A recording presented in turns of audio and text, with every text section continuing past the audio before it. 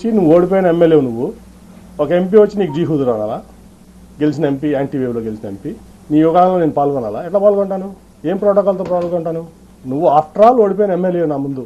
After all party resources వాడుకున్నావు, party infrastructure వాడుకున్నావు, మీ నాన్నగారి పలుకుబడి వాడుకున్నావు, మీ తాతగారి పలుకుబడి వాడుకున్నావు, అన్నీ వాడుకుని నువ్వు ఓడిపోయావు.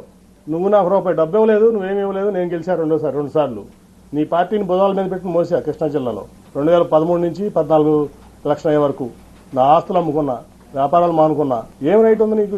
ఏం త్యాగం చేసావు ఈ పార్టీ కోసం కానీ సమాజం కోసం కానీ? నువ్వు ఏం రైట్తో యోగాలం చేసావు? వారు వెళ్ళిపోవడానికి నిశ్చయమై ఇటువంటి వ్యాఖ్యలన్నీ చేస్తారు. చంద్రబాబు నాయుడు గారు మా కుటుంబం తరపున మీ అందరికీ క్షమాపణ చెప్తున్నారు, మా కుటుంబ సభ్యులందరూ మీకు క్షమాపణ చెప్పమన్నారు. మా కుటుంబ సభ్యులకి మీకు ఎటువంటి సంబంధం లేదు. ఇంకా వారు మాట్లాడిన తీరు, ఇవాళ లోకేష్ ఎవరంటారు? లోకేష్ అంటే ఇవాళ యువగళం పాదయాత్రలో లక్షలాది ప్రజలు ఆయన వెన్నుంటి నడిచారు. ఆయన లక్షలాది ప్రజల ప్రతినిధి.